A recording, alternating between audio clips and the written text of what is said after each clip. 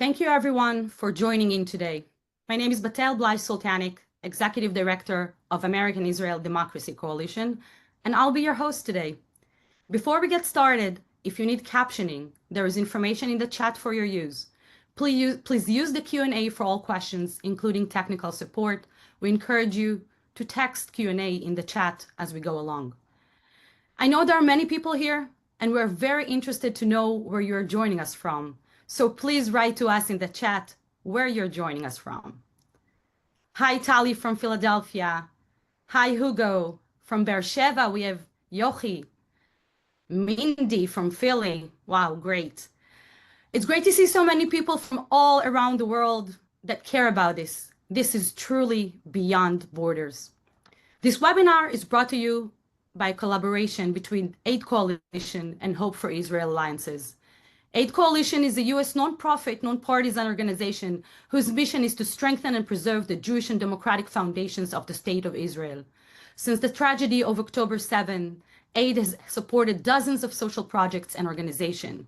Hope for Israel Alliance is a grassroots Zionist movement that advocates for Israel as envisioned in Israel's Declaration of Independence and against anti-Semitism.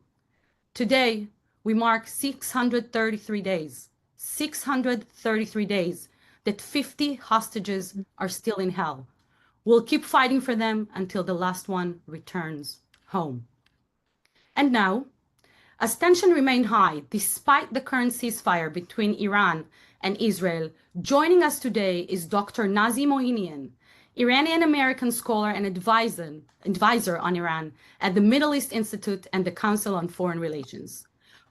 Nazi will provide important context to start the conversation and lead this webinar. Also joining us today, and will be fully introduced soon, are Chloe, Arvin, Emil, and Miriam, Iranian exile community members, Jewish and non-Jewish, that will share personal insights, experiences, and deep perspective on the regime, the current conflict, and a vision for resilience and peace. Moving to you, Nazi. Thank you very much for that wonderful introduction. Just as a housekeeping, I'm not currently at the Council on Foreign Relations. I'm a fellow at the Middle East Institute, an associate fellow, which is just as wonderful, and I'm proud to be a member of it. Hello, everyone. Thank you for joining us. My name is Nazi Moinian, and I'm a proud American Iranian Jew. My identity has come to a sharper focus in the aftermath of Hamas's attack on Israel on October 7th. And, as the great author, podcaster, intellectual Dan Senor has said, I'm an October 7th Jew. I will do everything in my power to protect the state of Israel because I believe this was a war on humanity. It wasn't just on the Eretz Israel and its citizens. And I know that history will prove that Israel was on the right side of history, and history will catch up with us before we know it. With that, I am happy and humbled to be invited to host this seminar with 4 Iranian American expats, or not American, but Iranian expats from everywhere, who are standing on the right side of history. And I want to invite them to introduce themselves one by one. I want to invite Mariam to start, and then we'll go on from Mariam to Chloe, to Arvin, and to Emil. Mariam, please take it away. Mariam, please introduce yourself. Okay, it was really hard to unmute myself. It's always the case. Yeah. So hello, everyone. This is Mariam Rashidzadeh, and I'm Iranian Canadian. I'm living in Vancouver and working as a construction safety officer. It's totally different as whatever other people expecting.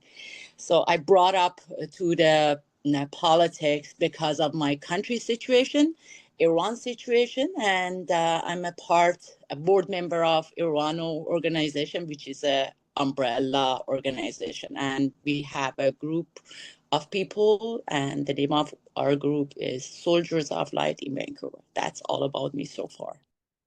Excellent, and thank you for keeping it so brief and informative. Chloe, please introduce yourself.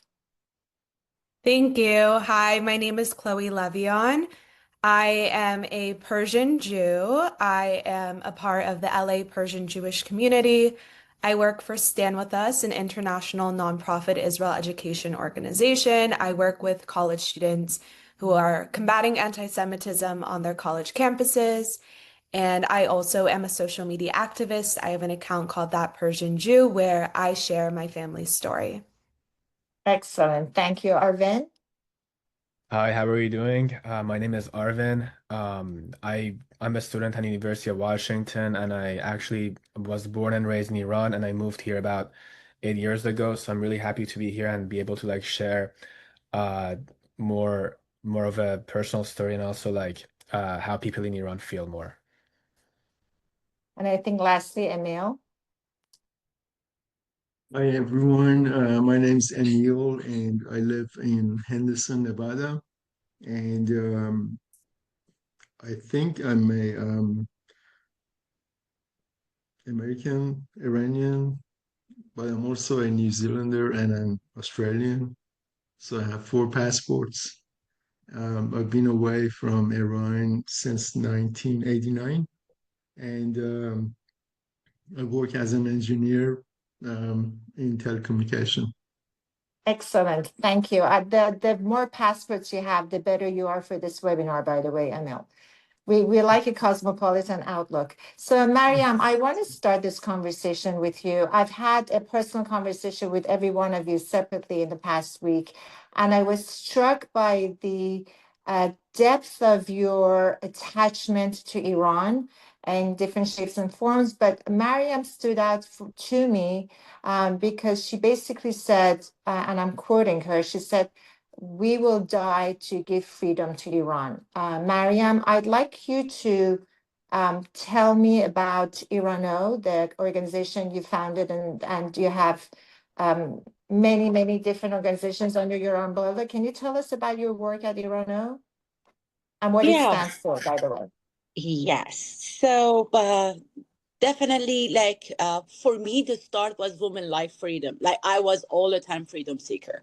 Like I was all the time against the Islamic Republic and wouldn't go around of them or like working in their era or something. I try my best to keep my distance as possible, as much as possible. I didn't do any votes. I guess I did once vote when I was 16, and after that I said, oh, this is not working. The regime has to be changed. So that was for me from the first.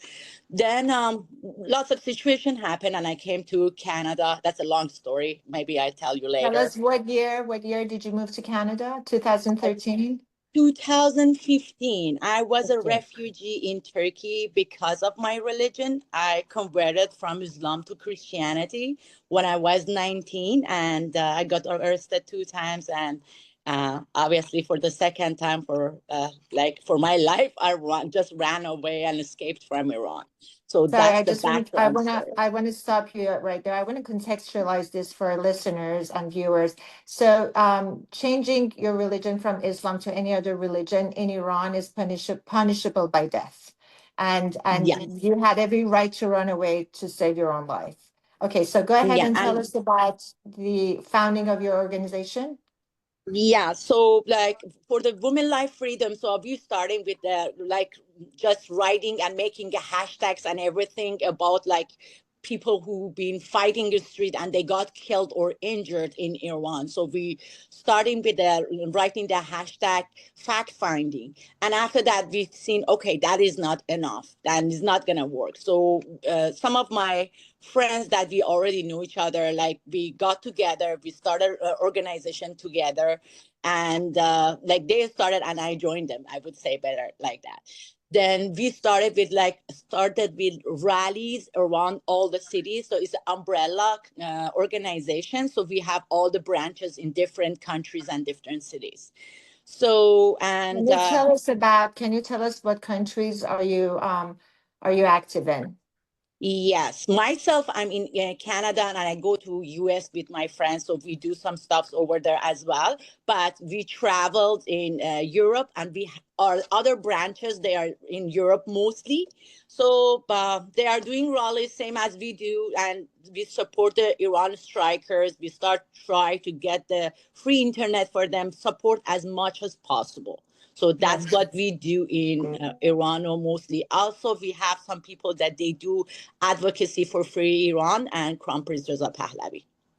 Got it. Got it. I remember a conversation well about the Crown Prince, which I'm going to come back to. And we already have many questions on that. So we're definitely going to delve into it a little bit more. I want to turn the conversation to Arvin. Arvin is the youngest panelist today.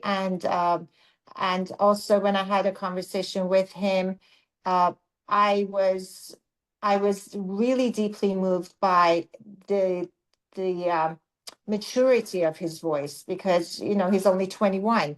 Arvin, could you tell us about your story of growing up in Iran and leaving, I think, when you were 9 or 11, and Yeah, share with us your experience? of course. So I was born in Tehran, the capital. I grew up there until I was about 13, and then I moved here to US. Um, my thing is I love my country, and it's an amazing place, and it's really sad for me to see it being kind of taken hostage by this regime.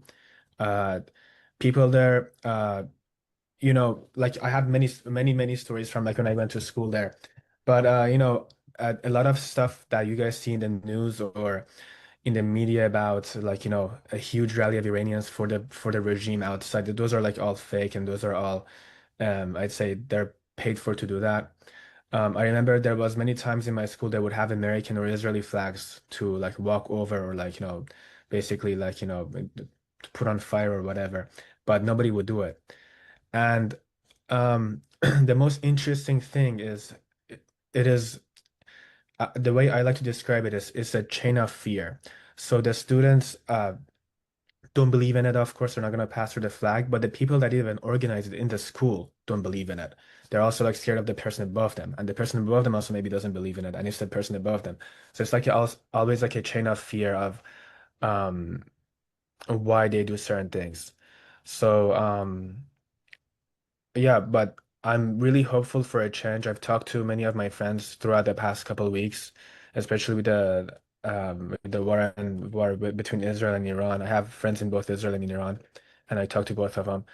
And the people in Iran are very hopeful, but they're also very scared to go out, um, because a lot of people are like, why didn't the people come out and protest and try to overthrow the regime when Israel was attacking? But literally as the war like broke out, there was huge number of police all over the streets to make sure people don't come out because they knew it's gonna happen.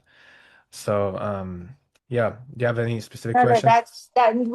I have so Yeah. many questions for all of you, but thank you for keeping your answers short and to the point. I really appreciate it. Arvin, that's an amazing insight you just told us, that the Iranian people are indoctrinated and forced basically to take a stance against Israel. I want to turn the conversation now to Chloe. Chloe is an advocate, a very actually important advocate for Stand With Us. She is very active on social media, and I want to get her pulse on what's going on with anti-Semitism in Iran. And Chloe, I know that this is a question that wasn't discussed when you and I were talking, but this morning I saw the arrest of the Iranian Jews in Iran, and I want to know if Stand With Us is considering doing anything for them, or have they started already? And also tell us a little bit about your organization. Sure, thank you. I actually have met Arvin before because we were both involved with Stand With Us. Arvin was one of our Stand With Us Emerson Fellows last year, and he is a part of a growing group of Persian Emerson Fellows, a lot of Persian Jewish Emerson Fellows as well, because we know firsthand what anti-Zionism actually means, how anti-Zionism is anti-Semitism, and why it's so critical to combat this disinformation. Anti-Semitism in Iran has predates this regime. It is something that my parents, my grandparents experienced to different degrees. In Iran, Jews are seen as najas, which means ritually impure. And my grandfather would tell me stories about how he couldn't go outside when it rained or snowed because it was believed that his impurities would come off on Muslim Iranians. Or when he would get too much yogurt at a market and he wanted to put some back, they said, no, because you're a Jew, you've corrupted the yogurt. You've made the yogurt bad. We can't take more of it. The Iranian Jewish community today is really in a difficult position. I've seen reports that there are around 8,500 Iranian Jews living in Iran today, but I think that number is probably less now. I saw an article recently about how Jews in Iran had to already disavow what Israel did to be ahead of the attack. Um, I saw an article and I'm trying to pull it up, but I don't think I could find it right now. But they put out a statement condemning Israel.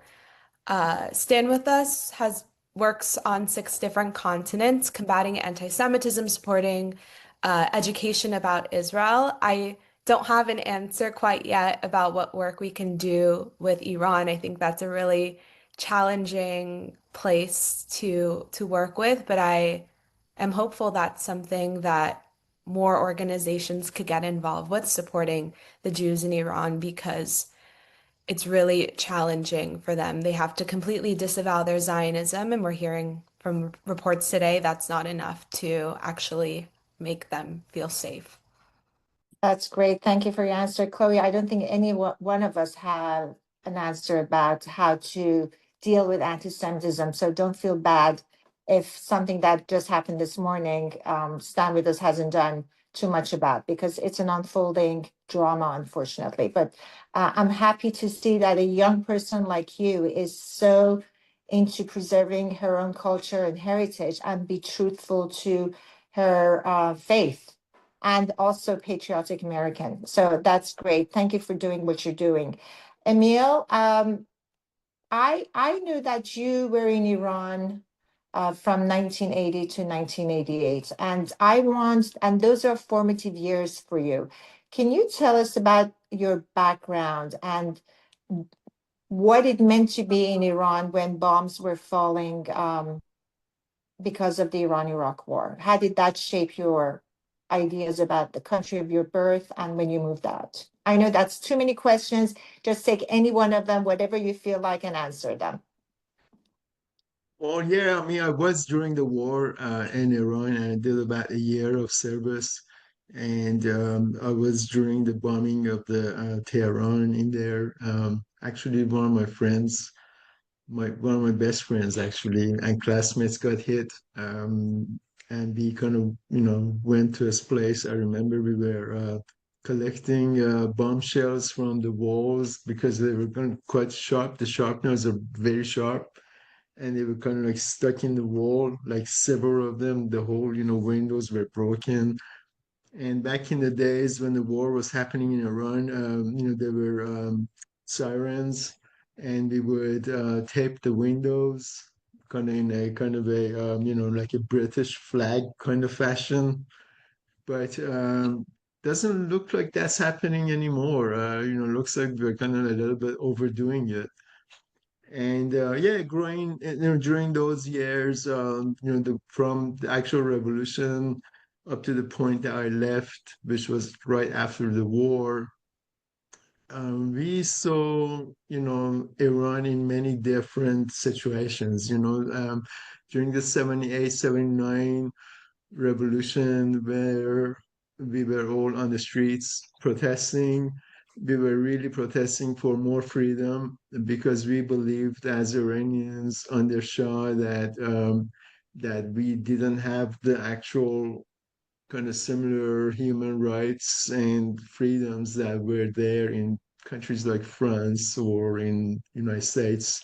Mainly France was seen as the kind of a, like the I would say a symbol of democracy. And many Iranians have already been traveling Europe and the US and studying in universities in Sorbonne or UCLA, and would come back to Iran and tell us all about all the freedoms and everything, and it was just wonderful to have that in Iran. And that's the reason why we went on the street and started protesting, not knowing that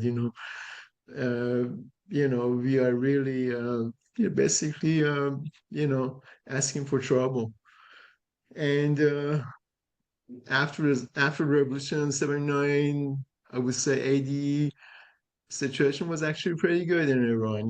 With all the opposition were kind of lined up towards the same goal, and we all wanted more democracy and more freedom, and more kind of I would say economic access for all the masses, and that was our goal. And we were actually happy that we got it. But soon things started, I remember, kind of like turning bad. And I remember the first thing that kind of was a bit of a kind of a red flag was that the regime asked us to return our guns. And that was one of the first things that they did. I said, oh, yeah, okay, we're all victorious now. And, kind of Shah has left. So let's just, return the guns. Because at the time, we were armed. Everybody had a gun because people actually attacked all these police centers. And the army obviously surrendered, and, we became kind of well armed against the actual, the regime, and that was And a Neil, problem. did you know where the arms were coming from? Yeah, people actually attacked the military and police bases, and they immediately surrendered, and people took their guns out, and it was really easy to get all sorts of guns, G3s, revolvers, And how old were Uzi. you, Emil? I was about 14 back then. You were 14 years old and you were Yeah, I had, armed and a yeah, yeah. revolutionary My in had one of my friends 1979. had a bazooka, and one of my friends, another one had a Beretta, like Italian gun. So So it was just like, that's a very unique gun to have, an Italian gun. I would have asked this question at the end, but I'm going to ask it to you now because we're on this topic. Do you imagine that if the protesters that are in hiding now at this point in Iran would be well served with depots of arms given to them so that they could take? absolutely, absolutely. That was something that I've always been actually a proponent of. You see, the thing is that, if you look at the United States, the Second Amendment, which is the right to carry arms, is the reason why we have a democracy here in the United States. Because it's really a problem to try to, um, get the basic human rights away from a society when they can actually protect themselves. And if you look at the difference between the Iranian situation and us here in the United States, you'll see that the first thing that they did is that they disarmed people. This was happening around 1980, like about a year after revolution. Up to that point, all the opposition were treated humanly. Like, Right, they because had, they were armed, because they because they could were defend themselves. Yeah. And absolutely. right. I'll come back to that because I think that's an important point. Last question, Emil, and if you can keep the answer short, is that if we arm Iranians now, this month in 2025 or next month. Do you think it will be a Lebanon scenario where people will turn against themselves? Or do you think that people are united enough to coalesce together and bring down the regime? Well, to be honest with you, my opinion in that is that there will be casualties if you arm Iranians, but that's the point. You'll be kind of leveling the playing for everybody. Because right now, what's happening is that um, we're dealing with a regime that is extremely militant. I would say they are more militant than any other country that I can think of, including North Korea. I mean, just look at how many organizations are armed organizations are there in the in Iran. So you're looking at the IRGC, you're looking at the police, you're looking at the Navy and the Army, and they have their goats and they have the Basijis. I mean, it's just like I would say everybody is working for the regime as a basically an armed personnel. And Well, Emil, what I you'll want be you to doing. know that, sorry to, because I have to keep the conversation short, but your comments have generated a lot of reactions, and we will get to that shortly. Mariam, I want to turn back to you, if I can. So we had this conversation that, okay, Israel has attacked Iran. US has dropped by B-2 bombers the 30,000 bomb. Hopefully, Fordo is offline for a long time. And we're on the precipice of a change in Iran. It could be a regime change, a la the French Revolution, or it could be just a leadership change where the clerics will step down and maybe somebody from the IRGC will take over. You have your sights on the Crown Prince, and you corrected me by saying we call him King Reza II. We don't call him the Crown Prince. Could you elaborate on that? And could you tell me, he's a good friend and I have every respect for him, but I want to know from an Iranian perspective in diaspora, what qualities do you see in him that make him a good candidate to lead Iran? Okay, it made me really sad, but I would say I'm gonna explain about why we want him back. First of all, about myself, I would say whoever we wanted as a leader, we have to check their resume. How many years a person is fighting for freedom? What have that person done so far? What is the future that the person is seeking for? What is it going to bring it for the people? What is it bring it to the region? So if I call him the king, because he already took the oath, but he's that much even democratic that he's willing, after the transition time, he's willing to do the referendum. So that's give me the secular democracy. He's like, and also we want to separate the religion from the actual government. We don't want anything be involved that. So when I see all of these matters, all of these qualities, why wouldn't I choose him? And also, it's really sad when we talk to the people of Iran, they crying and say, we been quiet in 1979. Majority of people, they wouldn't go to the street.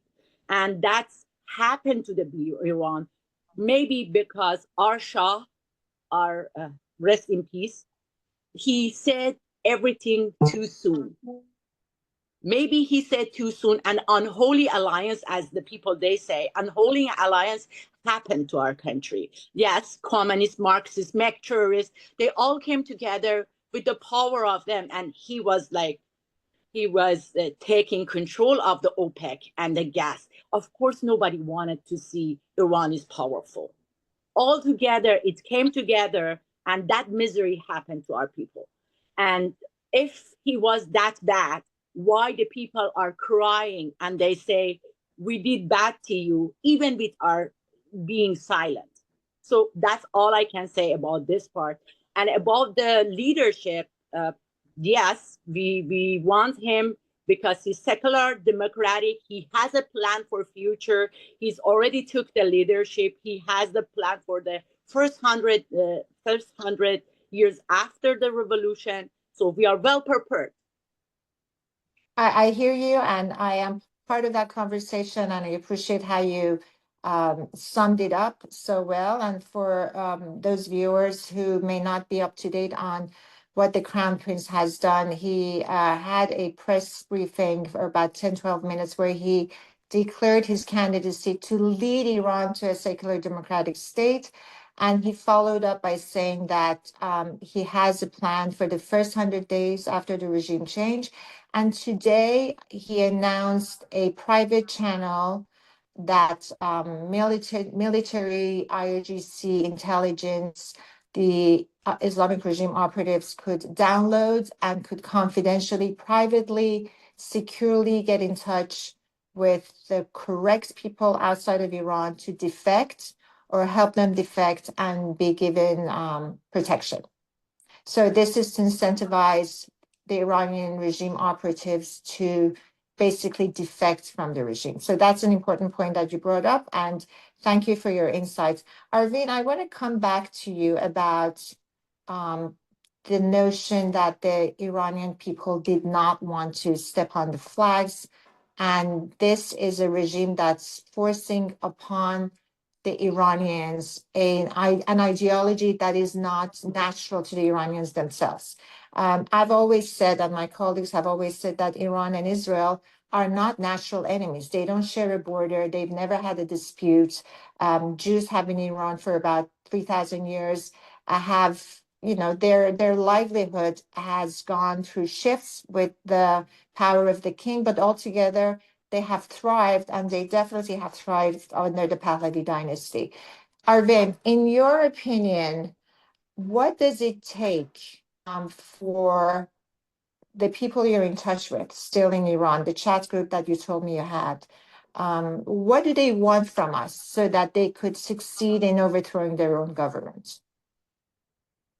So, unfortunately, that is a very complicated question of what people there need, because if we had a clear, if we knew for sure, we'd be for sure doing it right now and having a huge change there. But um, I'd say what is really needed is uh, more more of a centralized leader, which I believe that should be Reza Shah Pahlavi. But um, the issue is we have such a divide in the Iranian community between a lot of different uh, factions of people that are against the regime of who they want to see as their centralized leader. And some people are pro monarchy, some people are pro just having a democracy system with the president and everything. So it is that one of the biggest issues we have is a centralized leader that all Iranians are gonna basically support and go behind. Now, I believe lately, especially after Iran-Israel war, Reza Shah has become a lot more, King Reza Pahlavi has become a lot more prominent and a lot more active in having that voice, which I think was more missing a little bit a couple of years ago. But I think more media engagement, of course, with the king himself to unite people and see that there is somebody that is going to lead them. Because one thing that Iranians are really scared of and why they don't go out is because they don't like chaos. They don't want their country to basically be separated into different countries. We want to have our unified one singular country that we call Iran. And one of the things people are really scared of is just chaos. Now, if you bring a prominent, confident, centralized leader that everyone is going to back, and they know there's not gonna be a power vacuum, and there's going to be everything's gonna be fine. Basically, we're gonna have a transitional government, and everything's gonna be fine. I feel like people are gonna feel a lot more confident to come out. The reason the revolution happened back in 79 wasn't just because people were upset with the Shah, but because how prominent and how active Khomeini was. When he was in exile, he was very active. And, another part of it was the West really helped push him into Iran. They flew him into Iran. There was fighter jets that escorted his plane. There was journalists from every nationality on the plane that he was in when the plane landed, so they couldn't shoot the plane down. So what is needed is uh maybe it's maybe scary for him to do, but he needs to be more he needs to put himself in a scary position more. Uh Especially during the war, I feel like um with how chaotic the IRGC was, they didn't have like any commanders or anything, no air defense, no nothing. I feel like just a bit more push to maybe bring him back in the country with like support would do a huge change, because all it takes is him trying to come back in a country and people are gonna rally where he's gonna go. And once he lands, they can't touch him, I feel like. Uh I think that's a very important point. If I can paraphrase, you said the crown prince has to put himself in a scarier position. yes, I So, believe. in other words, take the chance, take the risk. It That's is your message. it is a lot to ask for, of course. Anybody's would be scared to do this. This is a Right, huge thing to ask. But right.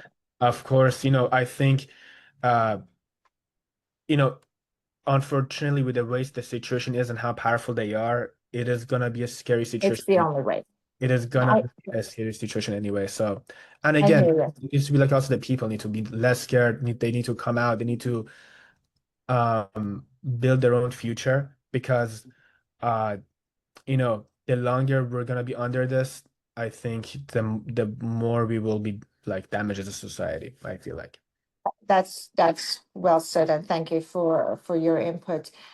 Chloe, what is the attitude of the Iranian Jewish diaspora in Los Angeles about we all know what we all feel like about this regime, but I'd like to know what is it that they want the president, Trump, or Prime Minister Bibi Netanyahu to do more, and how would that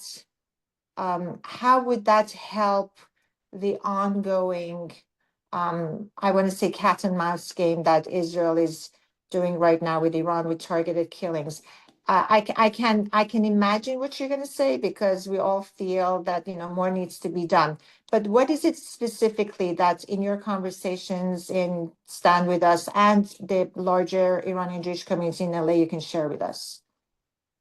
Sure. At Stand With Us, we don't call for anything. We are an education organization. As much as I would love to see a regime change, it has to be brought to by the Iranian people. It can't be enforced from Israel. It can't be enforced from the United States. But I think that both the US and Israel have put Iranian people in a position, unlike unlike in a post 1979 era, where there finally is an opportunity. I don't know what the exact actions need to be taken to get there. As someone in the diaspora, I don't feel like I can speak to what needs to be done in Israel the same way I don't think I can speak on what needs to be happening in Iran, because I live in the privilege and the freedom of the United States. But I am very hopeful that this will lead to a change in Iran, and that's how all of my conversations, whether it's at dinner with friends or at the gym, everywhere I go to is filled with Iranian Jews living in this Persian Jewish bubble in Beverly Hills. And I They're think a not lot all of in that, Beverly Hills, though, are they? what? They're not all in Beverly Hills, though, are Yes. they? And No. we're everywhere. There's so many Yes. Iranians now in California. But okay, I want to divert it then to anti-Semitism, which is your work, and that's where my question should have stated with you. So your fight against anti-Semitism, and I had this conversation with other people that are doing the same thing here in New York with ADL specifically. I think we've made a mistake by talking to our own kind about anti-Semitism, where we should have spoken to people who don't know one Jew in their life, but they don't like the idea of Judaism. They don't like the state of Israel, but they cannot even name a policy that they don't like. It's just what they've been told. What is that part of your toolbox that you have to kind of take this conversation up with non-Jews about anti-Semitism? And what have you done about it? Yes, of course. I think it first starts with educating our own. I think that there is a lack of education of who the Jewish people are, the diversity of the people. Many people don't even know that there are Persian Jews, and I think it starts with educating ourselves so we can then educate others. And we should not waste our time on people who won't recognize the Israeli lived experience, those people who are at the encampments. Those people are not worth your time, but reaching that 80 to 90% of people, whether it's on college campuses, in the public, who have never met a Jew, don't know anything about policy, those are the people that we should be reaching. We empower our students to reach. They're the people who I try to reach on my social media, and that's the most critical crowd that we should be reaching with this education. That's great. Thank you for saying that. I am almost done with my part, and we have so many questions. Thank you for all of you who submitted questions and are tuning in. It's wonderful to see your comments. A lot of it, I think we've touched on. It's about wanting to know about the chances of Reza Pahlavi succeeding. I think none of us can speak to that, but all of us are hopeful. If I can summarize the psyche of this group. So. And then there is a question about hostages in Gaza, which I think Chloe should take up that question. And there's another question about other possible leaders for Iran, which I think Mariam should speak to. But Mariam, I'm going to come back to you, and I'm going to go to Chloe second. Mariam, some people are asking about Mariam Rajavi, who for those who don't know her, she's the leader of the Mujahideen. They were based out of Iraq in Camp Ashraf for about 2 decades, and now they have left. I think they're in Kosovo, if I'm wrong. So Mariam Rajavi has made the rounds in DC a lot. We see her pictures with Pompeo, Giuliani, members of the Congress. Can you give us the Iranians' sentiments towards Mariam Rajavi, and why is she even worth our focus at this point? Okay, And anybody else who wants to jump in on that question. really appreciate you brought it up. So I would say the Mek terrorist Mujahideen, they've been around before the 1979, and they helped that people, that revolution kind of happens with injecting all the guns and everything that our Emil said, like it came with them. Then they got really disappointed because the revolution went to the other side, and even they didn't care about them. So they've been around for a long time. But are they acceptable and accepted from the people? No way. People hate them. No people inside of Iran, they want them back. They say, okay, if we say it's secular and democratic, they bring it up secular and democratic. They are all wearing hijabs. Which type of secular and democratic country they are talking about? So about the women, they even inside of their organization, that makes me really laugh. They divorced the woman from their husband, and they made him to marry to their leader, and it's funny for me to see. So, and also about beside of this funny part, after that, in Iran and Iraq's war, they've been involved. They killed American soldiers on that time, many of them, and they've been in the sanctioned and the terrorist organization group. So yes, they have money. Of course, they have money because they get supported from the lefties. Of course, they started their organization and their businesses for a long time. Of course, they have to inject the money to Pompeo, this, that. But the bright side for me is after the first time the President Trump got elected and he turns to be a president, the second time he starts knowing better the people around of him. He didn't choose them anymore, of course, and we don't see as much as possible. But yes, Mek terrorist is really powerful in propaganda and social media.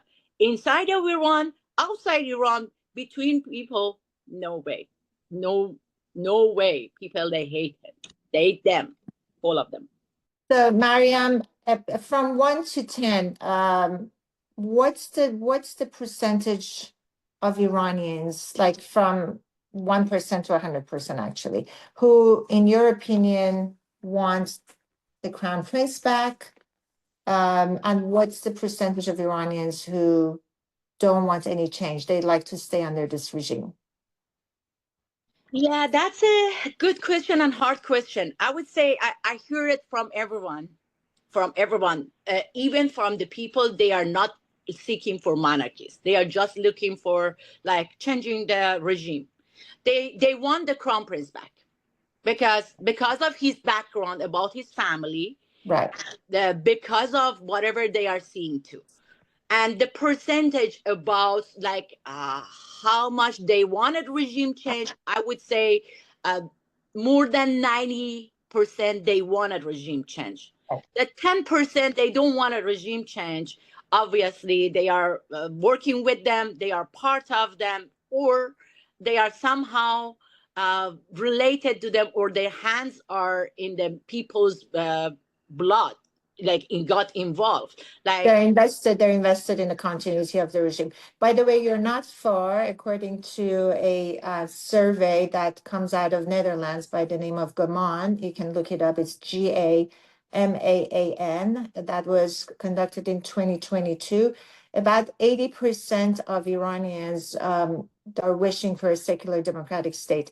Or a broader question was that anything else but this regime. So it could be a secular democratic state, it could be a parliamentary monarchy, but you're right, about 90, you said 90%, but 80% of Iranians don't want this regime. And 80% of Iranians blame the regime for the corruption and mismanagement of the economy. So Mariam, thank you for that. I know you based your answer on your own experience in talking to Iranians. And I want to take this to Arvin now. Arvin, can you tell me, and I'm actually just condensing all the questions that I have in front of me. People want to know what is it that the youth of Iran want from the international community? What, it's a question of how can we help you, or how can we help the Iranians? But I want to give you two questions. In your opinion, what else should President Trump and Benjamin Netanyahu do in continuation of whatever has started? And how can the broader international community help this situation? This is a question from like maybe 4 or 5 people. I see. Well, that's a very hard question. I think, again, overall, the change should come from within. Even though I do believe that the West should help us the same way that the West helped, install Khomeini in Iran back in 79. What is needed, it's more just, I think the most important thing is media engagement. We've seen, uh, you know, a lot of movements happen, a lot of Iranians coming to the streets, a lot of Iranians getting educated through these diaspora TV channels we have, like Manoto, we have based in UK, or Iran International. These these these are what I used to watch when I was back in Iran too, by the way. We would have a satellite dish on the roof, and we would just watch it.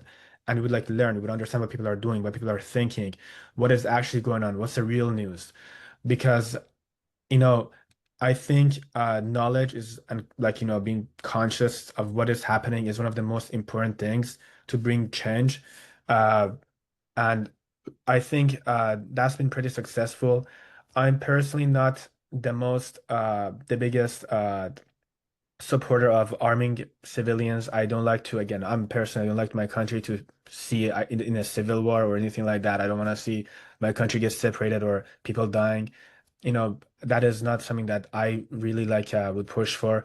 I think media, and I think we had a very, very, very good opportunity when Israel attacked. They targeted many heads of different like organ like Basij and the SEPA, I mean, IRGC and stuff like that, that really would have opened a door for Iranians to go out.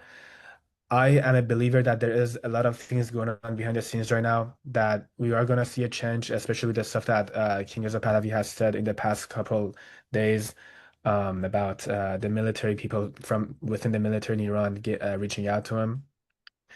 But one thing I do want to make sure people know and understand, especially because uh, the regime in Iran, Islamic Republic they have a whole division, by the way, in their cyber unit that all they do is go on social media posts and comment and like their own comment to like show the Western people that Iranians are like supporting the regime, whether it's with their paid for like rallies they set up, or with the comments they put up.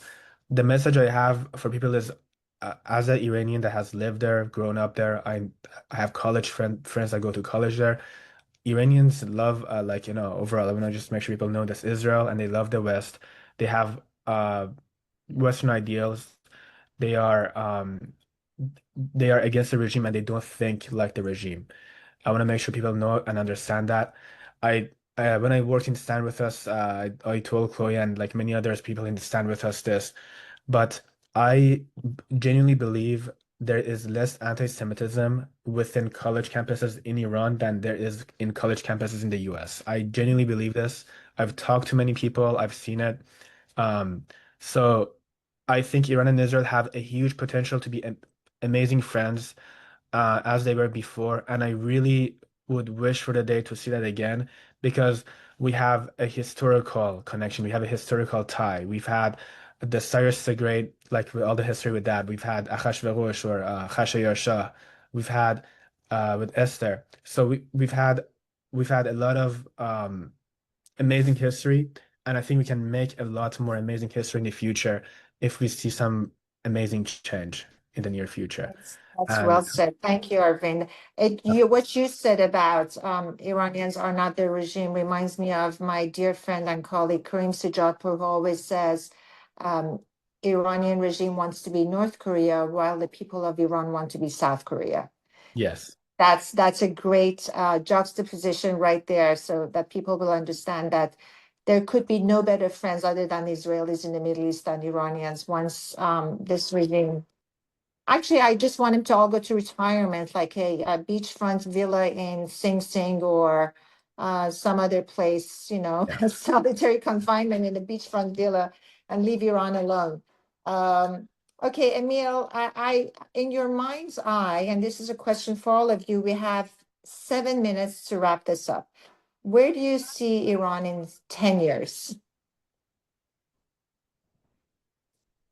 Emil, this is a question To be for, honest with you, I don't see Iran change much in the next 10 years because I don't see any trends changing since what it has been over the past 50 years.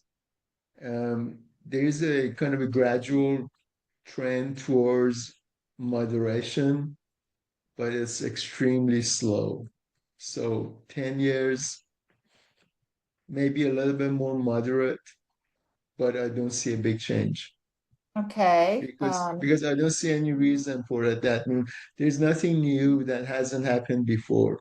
There's been uprisings 3 times: 2009, 2017, 2019. Um, this time we don't even have an uprising. In Every 2022 with Masa Amini. Yeah, Right. exactly. Okay, we Four. can leave Yeah. it at that, that you consider the Iranian regime on a path that they can go through fluctuations of power but don't give up power. Chloe, same question to you, and let us know if you can share anything else. Sure. I'm optimistic. Maybe that's because I'm in Gen Z and we're the generation that thinks we can change the world. But I'm optimistic that we'll have an Iran free of the current regime. I'll be able to travel with my family in the next 10 years to see the place that they grew up. When they lived in Iran, they had direct flights on El Al from Tehran to Tel Aviv. And I'm hopeful after spending a summer. Oh, this is a photo of my family after they fled Iran and they moved to Israel because Israel's a safe haven for the Jewish people, and they were able to go on a direct flight from Tehran to Tel Aviv. So 10 years from now, I see a free Iran where the Iranian people are able to prosper and be uh, be able to be a part of society again. And I'll be able to visit with my family and go on a direct flight on LL from Tehran to Tel Aviv afterwards. Be'ezat Hashem, inshallah, God willing, in all three languages. Mariam, quickly, where is Iran in 10 years from now? Iran in 10 years. Sorry, my dog was barking. In 10 years, I'm seeing the uprising getting like the period time is getting shorter and shorter, and it's getting faster. And with all the strikes inside of Iran and the financial situation and all the plans that Crown Prince has, and the people are willing to sacrifice their life. They showed on their wall writing, slogans, and everything. They are willing to do so. They just need a little bit of courage, hope, and belief. They have to believe that. And I'm so happy that Gen Z is in the picture, because we are the parents of them. I'm 40 years old. I'm a mother. I grew a kid who can fight for my country. I'm seeing the walls, they're gonna break down. Beautifully, we're gonna go travel each other, and Iran can be the peace center of Middle East again. And we're gonna see that day. It's not far. Thank you. You know, Mariam, I have to be honest, your enthusiasm is contagious. I find myself smiling when I listen to you. Inshallah, we will wrap it up with Arvin, and I think Batel will take it from there. Arvin, your thoughts on 10 years from now? I'm personally extremely hopeful. I think there's going to be some huge changes coming up, not just in 10 years. I think way sooner. We are seeing change in fabrics of society already in Iran. We are seeing people, women not being scared to go out without their hijab anymore. We can see some people not being scared too much, to artists that are coming out and singing or making songs against the government more, because I think and that's what I meant by the media, because the media is showing people that there is other people that think like them, and it's creating unity within the country.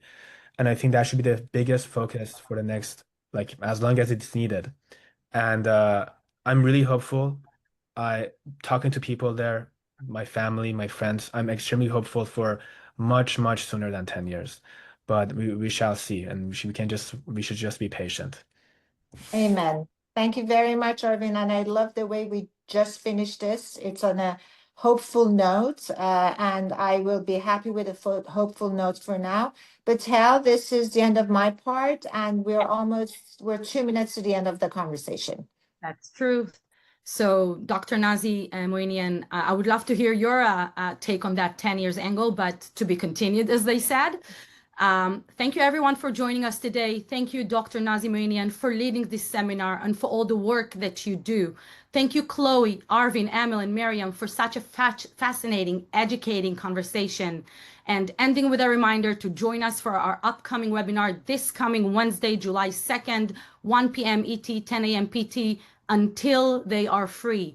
A direct discussion with hostages' families, their journey of hope. At Aid Coalition, we're building a community that puts these issues on the public's agenda and spark meaningful conversations. Join our community in the United States and beyond, and bring others along. Spread the word. Please reach out to us directly to learn more. For webinars, parallel meetings at info@aidcoalition.org. We are happy to send a recording of this webinar. Please get in touch with us. Thank you all. Thank you all. Great weekend. Thank you.